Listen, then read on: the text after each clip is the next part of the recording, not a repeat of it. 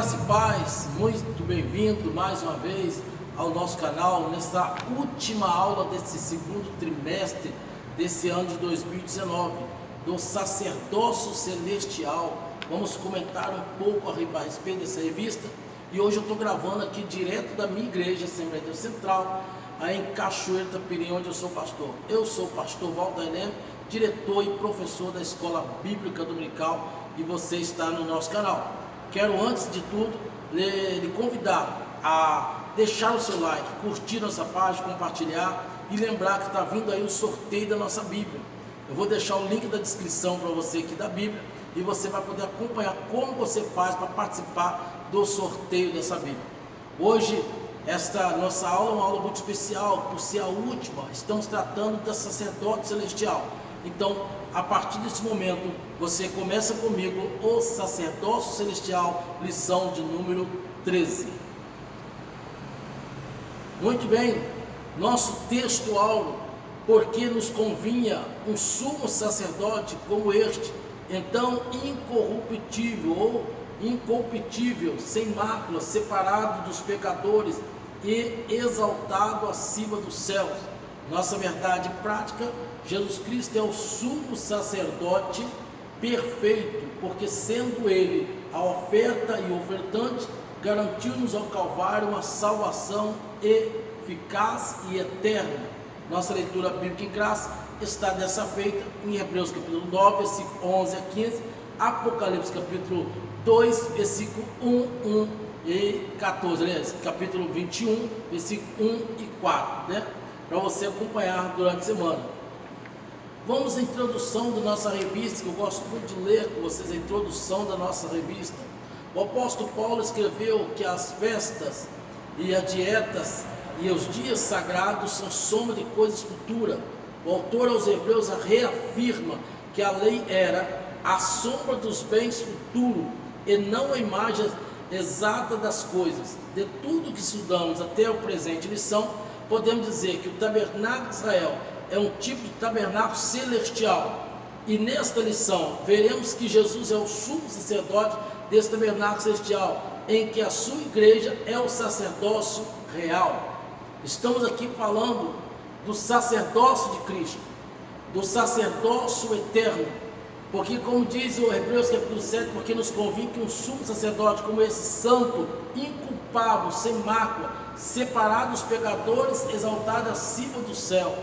Há um sumo sacerdote, o Senhor, como nosso eterno sacerdote, quando se fez como oferta e também como ofertante. Essa lição, até porque ela já foi dada em algumas outras ocasiões pela CPAD. Nós estamos apenas revisando essa lição. Se você buscar nos seus conteúdos, nos seus guardados, você vai ver que já foi uma lição passada. Nessa última lição do trimestre, nós trataremos do sacerdócio de Cristo. Sacerdócio, destacando quais as características que faz do Senhor Jesus um sacerdote singular, acrescentando também a natureza ímpar e desse sacerdote celestial. A introdução dele vai nos garantir que ele é e sempre será o sumo sacerdote por excelência. Esse sumo sacerdote, uma vez feito como sacrifício, uma vez sendo sacrificado, ele torna-nos, agora nos dá vida diferente do que era no sacerdote levítico.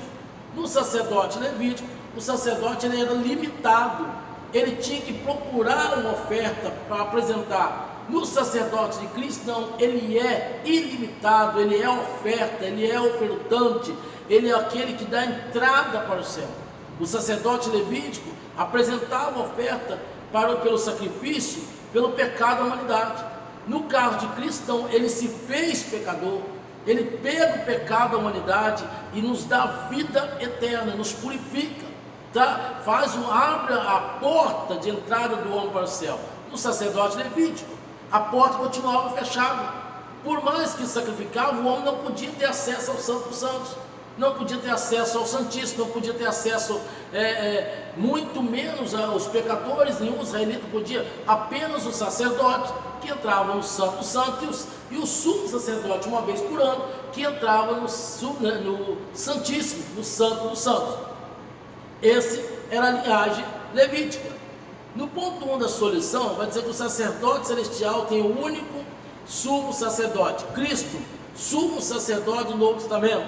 Diz assim: o ministério do Novo Testamento mostra que a igreja não há e nem pode haver uma classe sacerdotal exclusiva, como ocorre no catolicismo romano. Ora, a palavra sacerdote não se aplica a nenhum indivíduo, senão ao próprio Cristo, que se constituiu sumo sacerdote do povo redimido. Na nova aliança, Cristo é o único mediador entre nós e o Pai Celeste. Então, na nossa era, hoje, não há o sacerdote. No sacerdote Cristo, ele encerra-se com Cristo. Na verdade, o sacerdote se encerra com Cristo. Agora nós temos, claro, os ministros, então aqueles que oferecem, que podemos ser considerados como sacerdote, mas sumo sacerdote só há um. O sumo sacerdote termina com Cristo, aquele que se fez oferta e se fez ofertante. Cristo, como sumo sacerdote, o título de Messias foi dado a ele. Como o título de Messias foi usado para o Salvador do mundo no Antigo Testamento e teve seus cumprimentos. Quando Cristo, na pessoa de Jesus, no Velho e Novo Testamento, pois ele é ungido Cristo de Deus, para você entender, somente Jesus possui a unção tríplice. Ele é sacerdote, profeta e rei. Embora a linguagem sacerdotal levítica estivesse um pouquinho restrita ao descendente de Levi, por meio de Arão e seus filhos, a ordem sacerdotal a qual Jesus pertenceu não tinha origem nem família e nenhuma tribo. Portanto, Jesus pertence a uma ordem sacerdotal eterna e especial, como vemos em vários lugares da Epístola de Hebreus, que vai trazer ele como sacerdote e como sumo sacerdote. Como sacerdote, necessário destacar que ele é o sacerdote perfeito. Ele é o sacerdote perfeito. O sacerdote antigamente era homens falhos. Lembrando que no Antigo Testamento era tudo homem falho. Todos eles falhavam, tinha que se purificar para poder entrar e oferecer o sacrifício. Ele não, ele é o sacerdote perfeito. Quando a Cristo é necessário dizer que ele é o sacerdote perfeito, diz Hebreus capítulo 7, 28. 5 coisas são afirmadas por Jesus nesse contexto. Primeiro, ele é santo.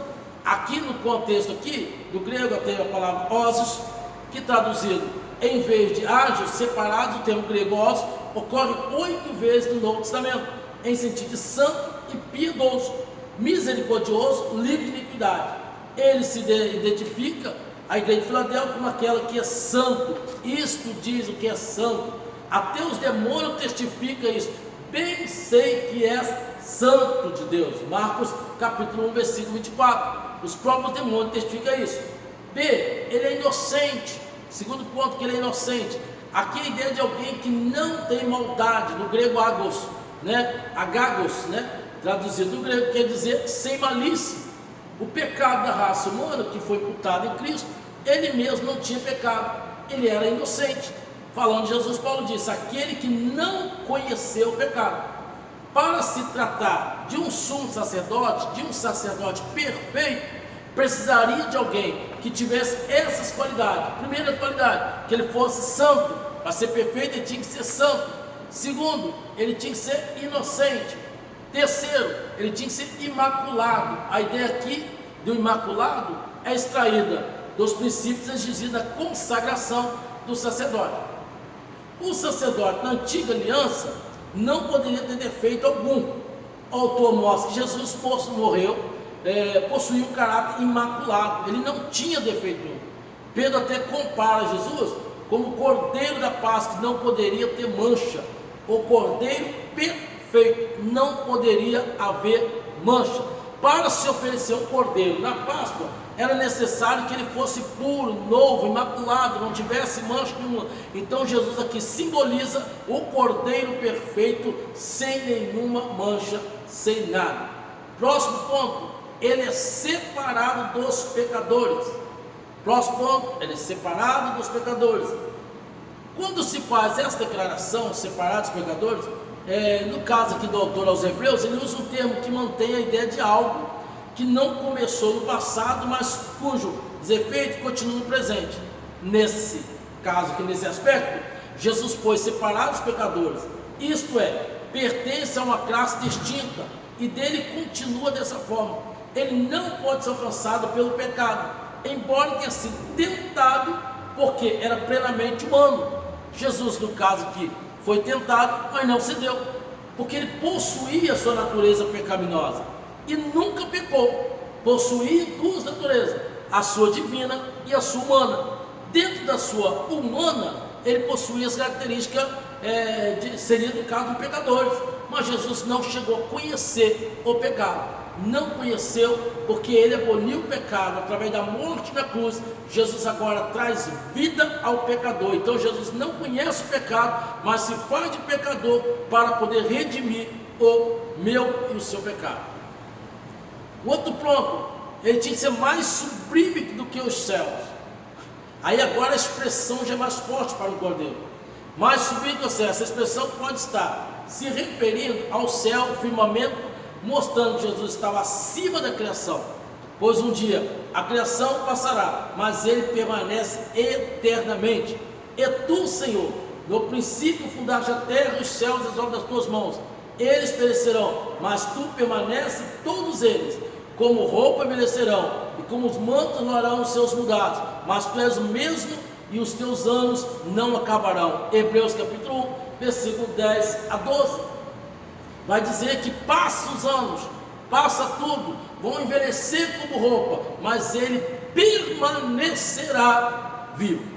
Ele permanecerá eterno, ele não muda.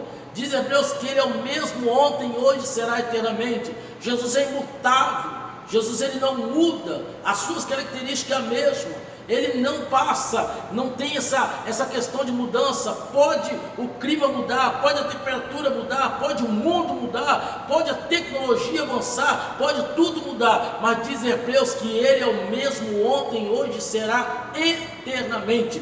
Ele é o sacerdote eterno, ele é o sumo sacerdote, ele é aquele que veio para dar vida e vida com mudança. Então ele continua o mesmo, ele não mudou. O outro ponto que nós podemos afirmar aqui, que Jesus era superior. O escritor dos Hebreus afirma que por causa da encarnação, Jesus se fez por um pouco de tempo menor do que os anjos na classe celestial. Por um pouco de tempo, ele teve que descer, se tornar carnal, se tornar humano. Nesse se tornar humano, Jesus agora vai tornar-se menor que os anjos, mas por conta ele não fez caso disso. Filipenses vai dizer que pelo que também Deus o exaltou soberanamente, ele deu um nome que estava acima de todo nome. Mas antes dessa exaltação, diz Filipenses, que ele não teve por usurpação de ser menor do que Deus, de ser menor que os anjos, mas que diante dele, todo joelho se dobraria e toda língua confessaria que Jesus Cristo é o Senhor para todos sempre. Portanto, Jesus é superior aos anjos e não pode ser confundido com eles. Por um pouco de tempo ele veio, mas ainda assim figura humana, foi servido e adorado por eles. Como figura humana, Jesus foi reconhecido por eles.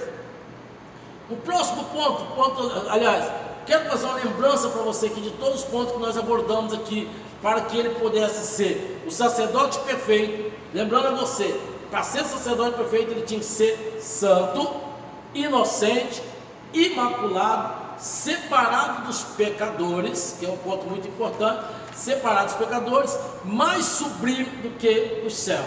São 5 características que Jesus precisava obter para que ele fosse considerado o sumo sacerdote perfeito.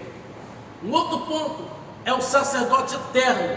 O sacerdócio dele é eterno. O cargo sacerdotal era vitalício, ou seja, somente pela morte do sacerdote deixava de ministrar. Cristo, como sacerdote superior, tem um sacerdote eterno, pois ainda que tenha experimentado a morte, ressuscitou no terceiro dia e permanece vivo para sempre. Presta atenção, no sacerdote levítico, o sacerdote era vitalício, era de família, ia passando para a linhagem, morria e levantava no dedo da linhagem para tornar-se sacerdote. Quando chega em Jesus, acontece ao contrário.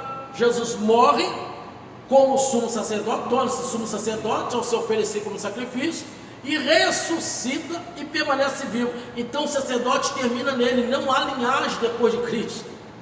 O segredo aqui é levar para a sua sala, levar para os nossos alunos, que depois de Cristo não tem linhagem nenhuma que possa assumir essa questão do sumo sacerdote. Ele assumiu de primeiro, tomou-se essa forma, morreu, ressuscitou e permanece o sumo sacerdote eterno, ou seja, ressuscitou o terceiro dia e permanece vivo. Portanto, é sacerdote eterno, cumprindo a profecia das escrituras de Salmo 110, versículo 4. Ponto 3, um ponto 3 também para o sacerdote: o sacerdote e a oferta, que era um sacerdote também. O sacerdote entrava na presença de Deus com sangue de um animal, ou seja, com sangue alheio. No entanto, Cristo Jesus, além de ser sacerdote, se dispôs a ser oferta. Ele ofereceu o seu próprio corpo como opção pelo pecado do mundo, ofereceu o seu sangue como propiciação. No caso do sacerdote levítico, ele pegava um cordeiro que sacrificava, e aquele sangue era o sangue usado para a remissão dos pecados, para apresentar diante de Deus pelo pecado da humanidade. Jesus não, Jesus pega o seu próprio sangue, oferece o seu sangue como oblação pelo pecado, e oferecendo o seu sangue, torna-se como propiciação pelo pecado. Aí torna ele a oferta e ofertante. Nesse aspecto que ele vira oferta e ofertante. Por quê? Porque o sacerdote levítico tinha que levar, ele era o ofertante, mas ele tinha que levar um cordeiro como oferta. Jesus não, Jesus é o ofertante e se leva como oferta. Ele faz as duas coisas ao mesmo tempo. O último ponto, ele é sacerdote celestial. Por que sacerdote celestial? Os sacerdotes levíticos ministravam no tabernáculo terrestre, Êxodo 25, versículo 8.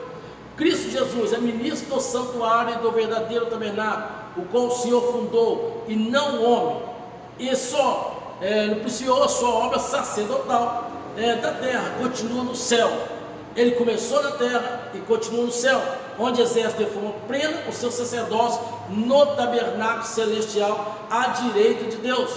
Porque Cristo não entrou no santuário feito por mãos humanas, ele não entrou no santuário feito por mãos humanas.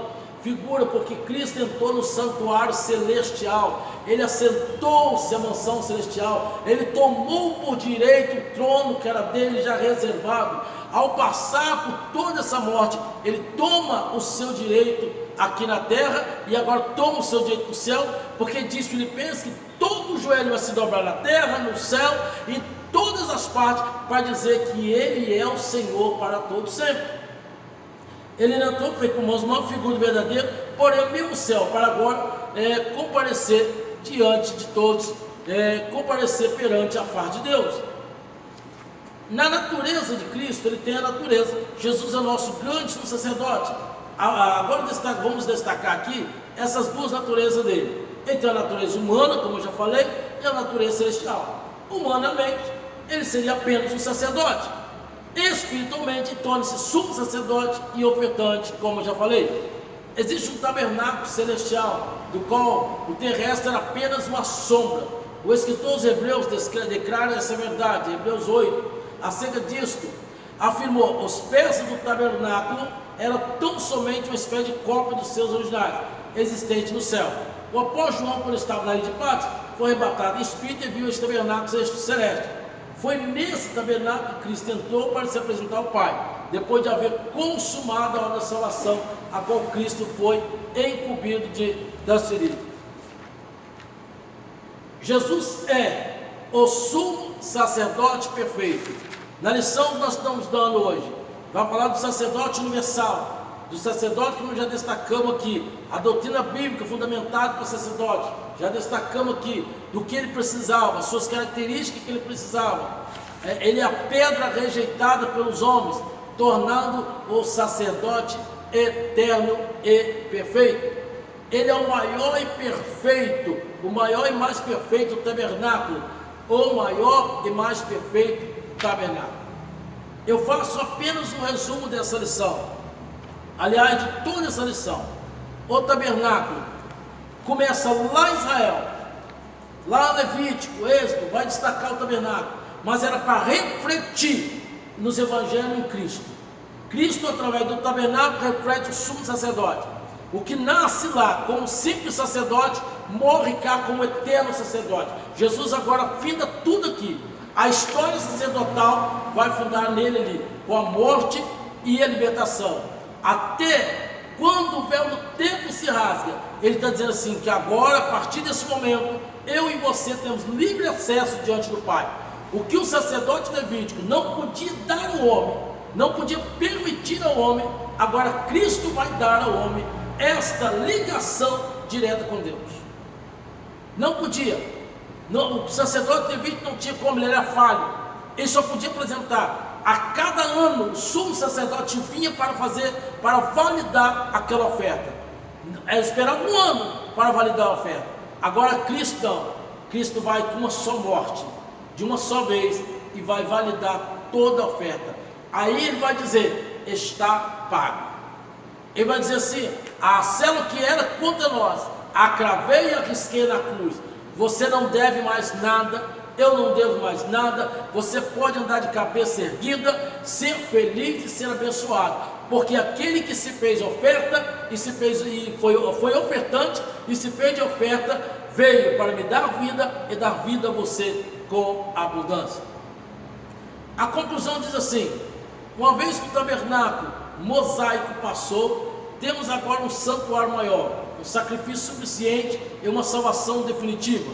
Na aliança antiga, as pessoas comuns não tinham acesso direto ao Santo Santo. Na nova aliança, qualquer pessoa, independente de etnia ou classe, mediante Cristo Jesus, pode entrar na presença de Deus pelo novo e vivo caminho. Na antiga aliança, o homem não podia passar do pátio, não tinha acesso a nada, tinha que adorar no pátio, tinha que ficar parado ali, do lado de fora, aliás, nem no pátio podia direito, tinha que ficar parado ali. Agora, na velha aliança, agora na nova aliança, o homem tem direito, esse tabu foi quebrado, essa barreira foi quebrada. A única coisa que separa o homem de Deus é o pecado. O pecado é que separa o homem. Mas Cristo veio para banir isso, Cristo veio para dar um fim nisso e fazer o homem ter acesso diante do trono do Pai. Você não precisa mais de intercessor aqui na terra. Você não precisa de sacerdote para interceder por você. Você não precisa de sacerdote para oferecer seu pecado. Você não precisa de sacerdote para fazer sacrifício nenhum por você. Agora você vai direto a Deus. Agora você dobra seu joelho e fala com Ele. Agora você entra na presença dEle. Ao entrar na presença dEle, você começa a descobrir que Ele é o sacerdote que te recebe de braço aberto e te diz: vem, filho meu, porque o perdão está sobre a sua vida. Que Deus em Cristo te abençoe. Aqui eu findo essa lição desse trimestre, desejando a você muito sucesso no próximo trimestre, do mordomia. Vamos estudar em mordomia no próximo trimestre e você abençoado. Eu quero lhe pedir que você, ao findar essa aula, deixe seu like, seu comentário, acrescenta alguma coisa na nossa aula. É um prazer ter você aqui nesse trimestre. E lembre-se, no segundo domingo de julho, aliás, dia 7 de julho, estamos sorteando a nossa revista, a nossa Bíblia do Expositor, e você pode ser o ganhador dela. Se inscreva em nosso canal e que Deus te abençoe. Aquele abraço, até a próxima lição.